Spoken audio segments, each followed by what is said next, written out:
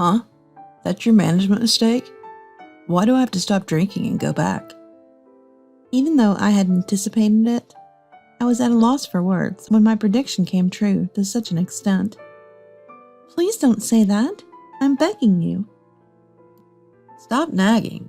Don't call me just because you can't get into the room. Go sleep in the parking lot or something. It sounded like he was at a club, with young women's voices in the background. While I hadn't forbidden him from going to clubs, the situation was serious. It was unforgivable for him to use this as an excuse to throw me out. My anger reached its peak at my husband's carefree and merry demeanor. Fine, if you insist, I'll sleep outside. Goodbye. With those words, I hung up the phone unilaterally and headed outside the hotel. It was my eldest son and his wife who came to my rescue. My daughter-in-law, Martina, was furious when she heard the story. My son, Wilbert, had a stern look on his face, clearly angered. Sophia, let's teach Joe a lesson together. After hearing my story, Martina said this and grasped my hand. Huh? I can't stand men who belittle women, especially when it's Wilbert's beloved mother. If a man can't cherish a woman, he doesn't deserve to be a man. But how do we teach him a lesson? There's only one answer to that. You're not suggesting. Sophia, you haven't forgotten the ways of the night, have you?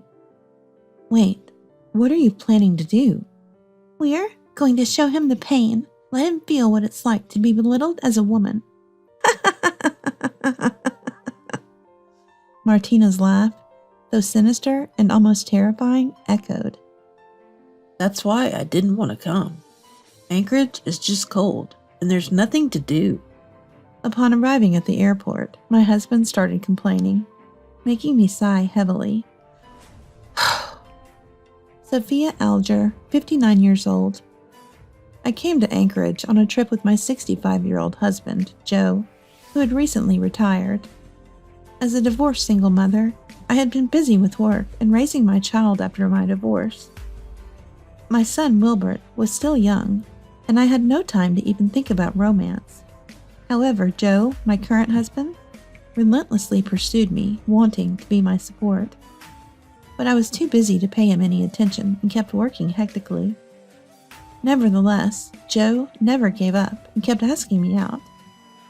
Finally, I succumbed to his persistent affection, leading to our current relationship. Initially, he was a kind and dependable husband, but gradually his behavior changed. Whether it was to maintain his dignity or just for the sake of being bossy, he started showing an exaggerated sense of self-importance.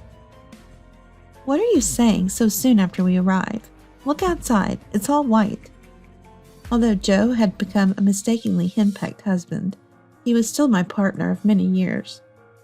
At this age, the thought of getting a late-life divorce seems daunting, but I've always been skilled at handling people. Figuring out how to keep Joe in the palm of my hand, almost like a game, isn't such a bad way to live. Since I've adopted this mindset, I no longer feel pained by Joe's arrogance. So, our ride is not here yet? Joe, disgruntled, didn't even bother to look at the scenery outside, continuing in a bothered tone. Despite his attitude making me sigh again, the snowy view outside quickly uplifted my spirits. At this point, it feels like I'm raising a child again. It's not a complaint, but rather a scary familiarity. This trip to Anchorage would make me realize that. I think it's already here. As I urged the grumpy Joe outside, the vast snowy landscape took my breath away. We get snow in Boston where we live, but it's been a while since I've seen such a heavy snowfall. Lost in the beauty, a honk from a large minivan parked nearby startled me. Mom, Dad, over here. It was Wilbert, waving from the window. As Joe and I approached the vehicle, the rear door opened automatically, revealing Wilbert's face in the rearview mirror. That was a long trip, huh? You must be tired. It was nothing much. You look good, though. How are things with Martina? Great, as always. We even went to a hot spring in Idaho recently. Idaho? That sounds wonderful. I'd love to relax in a hot spring too, right, Joe? As long as I can drink, I'm fine with anything. Is he a genius at ruining the mood? His mood-killing remark made me let out an exasperated, "Really?" But Wilbert, used to such behavior, quickly shifted to a new topic. However, Joe soon closed his eyes and fell asleep, probably because he's uncomfortable around Wilbert. It wasn't like this before, but ever since Wilbert's career started taking off, Joe's attitude changed drastically, becoming cold and distant. But Wilbert doesn't seem to care about Joe's behavior. His mental strength must come from me. Martina's been eager to see you, Mom. Martina is Wilbert's wife.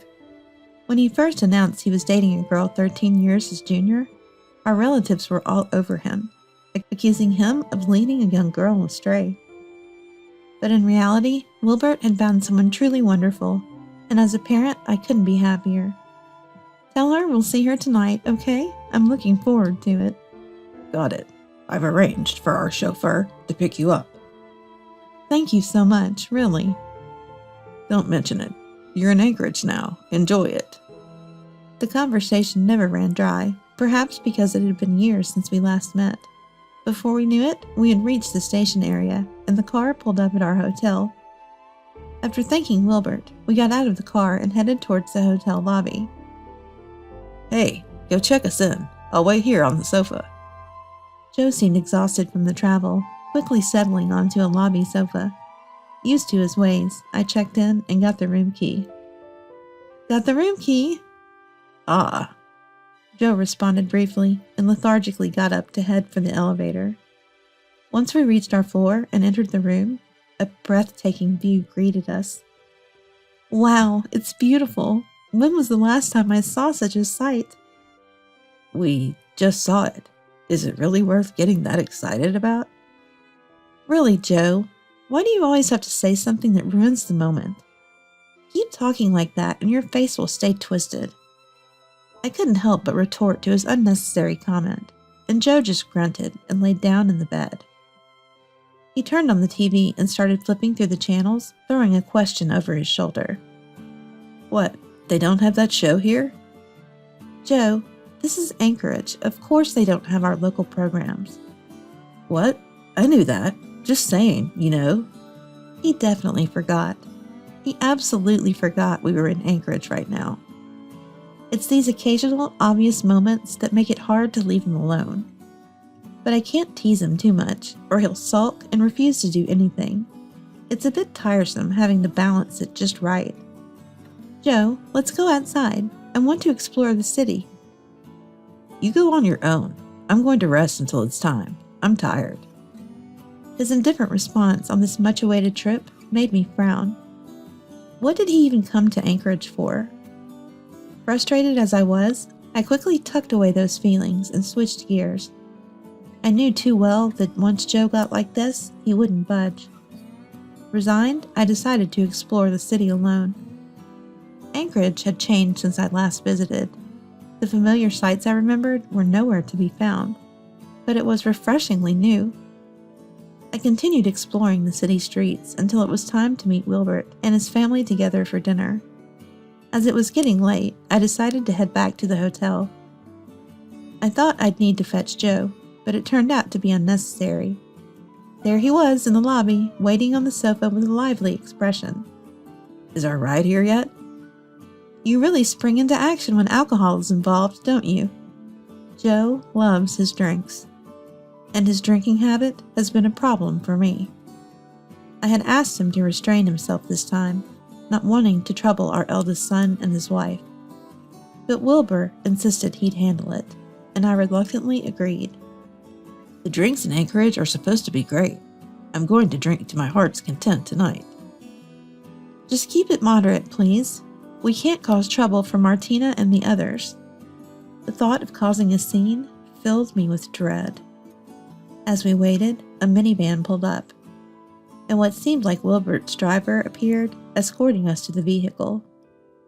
The car soon departed, heading to the restaurant where Wilbert and his wife were waiting. Over here, both of you. There they were, Wilbert and Martina, in front of the restaurant. Joe, Sophia, it's been a while. Well, Martina, you're as beautiful as ever.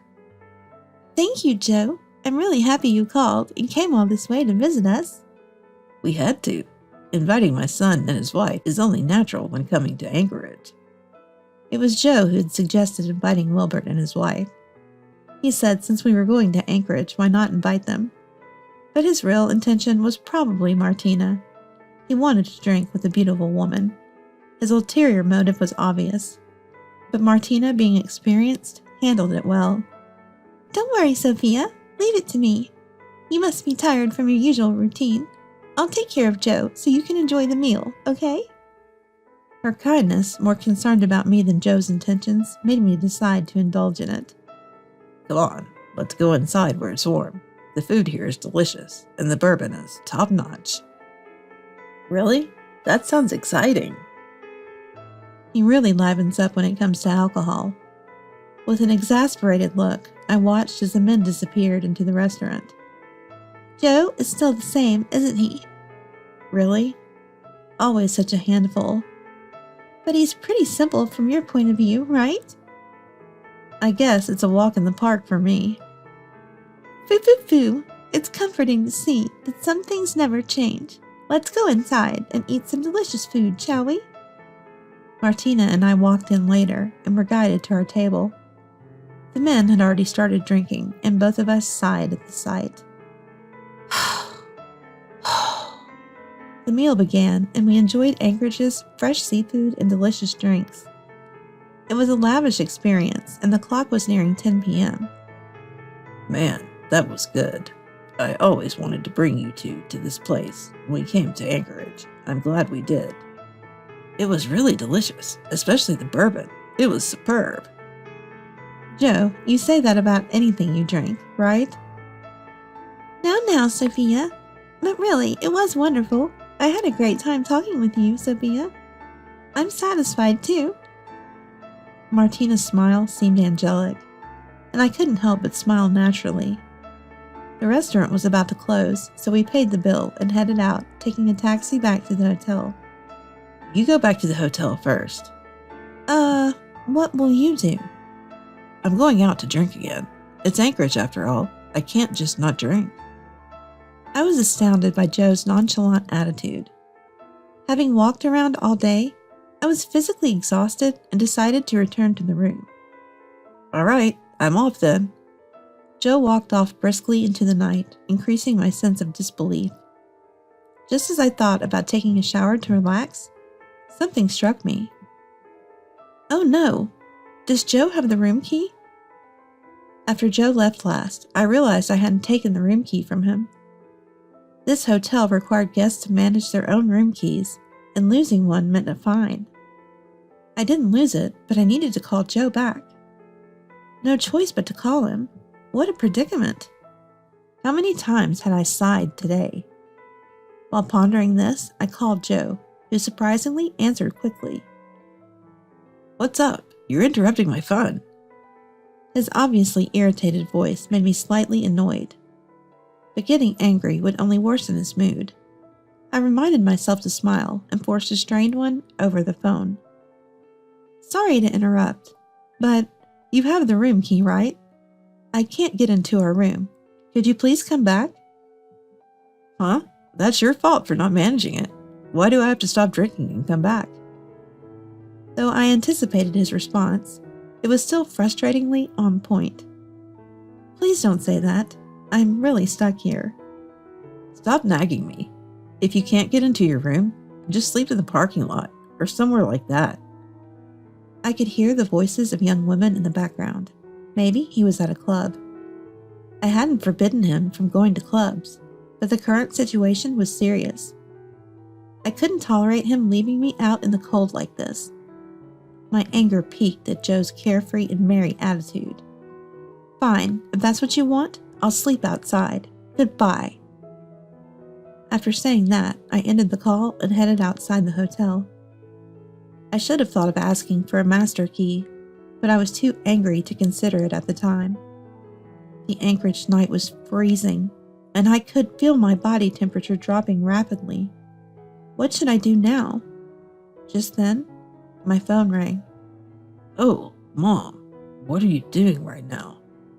I can't get into my room because of a situation. What? Where are you? Go to a family restaurant or a grocery store. I'll send someone to pick you up. It was Wilbert on the phone. What perfect timing. I sighed with relief at this lifeline. Soon, a ride arrived, and I was taken to Wilbert's house. As I got out of the car, Martina greeted me and led me inside. I'm sorry for barging into your home like this. Don't be silly. Are you okay? Thank you, Martina. I'm fine. Why couldn't you get back to the hotel? Where's the room key?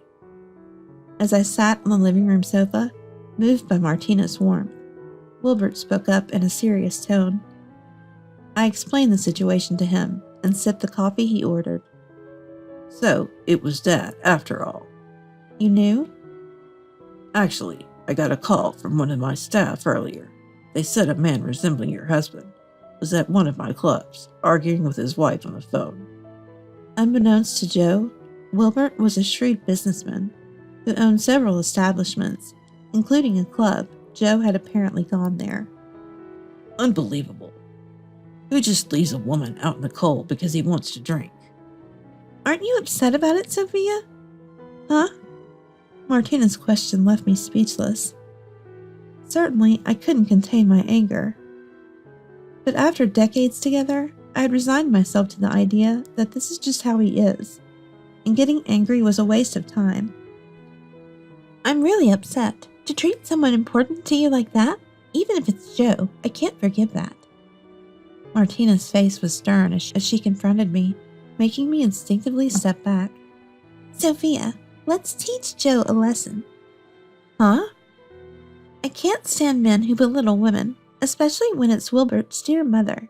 If a man can't cherish a woman, he's not worth being a man.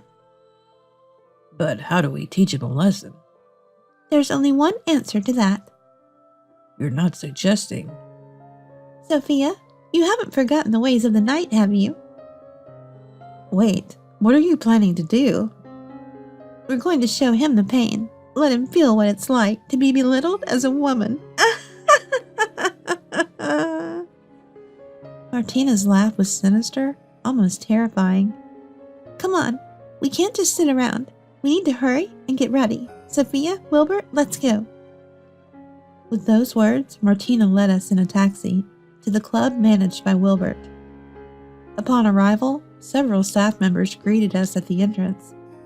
We were escorted to a backstage area, surrounded by makeup artists, coordinators, and the club's exclusive staff. I've gathered my personal staff, so you're in good hands.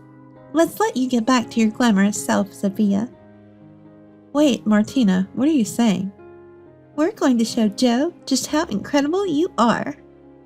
Martina was full of enthusiasm, seemingly enjoying herself, which I found reassuring. Everything's set on my end, Martina. I've contacted the people you asked for. Great work, Wilbert. Let's hurry with the makeup and changing. At Martina's signal, I was swiftly transformed with a dress change and makeup application. Wearing a dress after such a long time, along with hair and makeup, felt rejuvenating.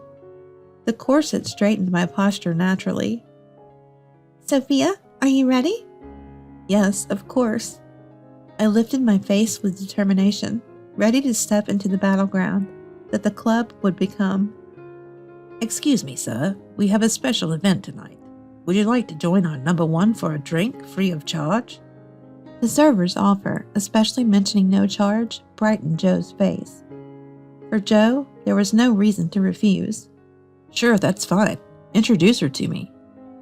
Certainly. Martina, please come over. As the server called her, Martina approached Joe first. With her makeup and flashy dress, Joe didn't seem to recognize her as Wilbert's wife. Nice to meet you. I'm Martina. Pleasure to serve you. Martina, huh? Nice to meet you, Joe said, placing his hand on Martina's shoulder. Watching from the back room, I felt a sense of discomfort at his behavior. resolving to apologize to Wilbert later. After some enjoyable conversation and laughter, it was finally my turn to approach Joe's table. Mr. Joe, we have a new lady here tonight. Would you like to meet her? Sure. I'd do anything you ask. Thank you so much. Please go ahead. When Martina signaled the staff, I walked towards Joe's table. Here's our new girl, Sophia. Nice to meet you. I'm Sophia. Pardon my intrusion. Wow, Sophia, quite beautiful. Wait, what? Sophia? Joe, at first not realizing, finally recognized me after seeing my face and hearing my voice, reacting dramatically with surprise. Oh, have we met before? What are you saying? What is this act? Ouch! He raised his voice in surprise. I stepped on his foot, smiling as if to silence him. Sir, please keep your voice down. We have other guests in the establishment. What are you doing? No, what is this about? Why are you here? Can't you see? You left me out, so I'm being looked after here. Huh? Do you even realize where you are? Just as Joe started to confront me, the music in the club got louder, and several male customers gathered around our table. What is this? These are Sophia's clients, here to celebrate her one-day return. Wilbert, what are you doing here? Oh, didn't you know? This place is managed by Wilbert. What? Joe's eyes nearly popped out of his head, overwhelmed by the unexpected events. I just had to guide her here when Mom said she was making a one-day comeback. The clients insisted, even if just for a greeting. The other patrons started making noises, realizing something unusual was happening. Hey, isn't that Martina, the #1 bottle girl? Wait, but next to her, isn't that the legendary #1 bottle girl from Anchorage? Martina, wait, what are you saying Sophia is? Aren't you catching on yet, Joe? Martina tilted her head playfully with a sly smile. Martina, what's going on? I'm the #1 bottle girl here, and... Martina gestured towards me, smiling brightly. She's the former #1 bottle girl of Anchorage, Sophia, who once made over $1 million in a single day. What? At Martina's revelation, Joe fell from his chair, looking up at me pathetically. Joe, you really knew nothing about Sophia. After decades together, that's so sad. Sophia was the #1 bottle girl? $1 million? Wait, I can't comprehend this. Understandably, he was completely taken aback. Overwhelmed by the barrage of information, Joe couldn't process it all, so I pressed on further. Well, sir, about today's bill, that'll be $100,000. What, are you kidding me? Of course not. After all, I was the one serving. That's a bargain for my services. I don't have that kind of money. Besides, you said there was no charge. That was only for my part. I never said Sophia's service was free, did I? That's cheating. You tricked me. You wouldn't have been tricked if you had listened properly. This is your punishment for locking me out of the hotel. You'll pay in full. As soon as I mentioned being locked out of the hotel, the men surrounding us turned to face Joe with a menacing look. What do you mean? They demanded, grabbing his shirt. No, it's a misunderstanding. Calm down, please. Really? Because of you, I almost froze under the cold sky. I'm sorry. I won't do it again. No, I won't forgive you. Martina stepped in, glaring at Joe. Until you apologize for your disregard towards my mother and vow to treasure her, I won't forgive you. I promise. Just help me.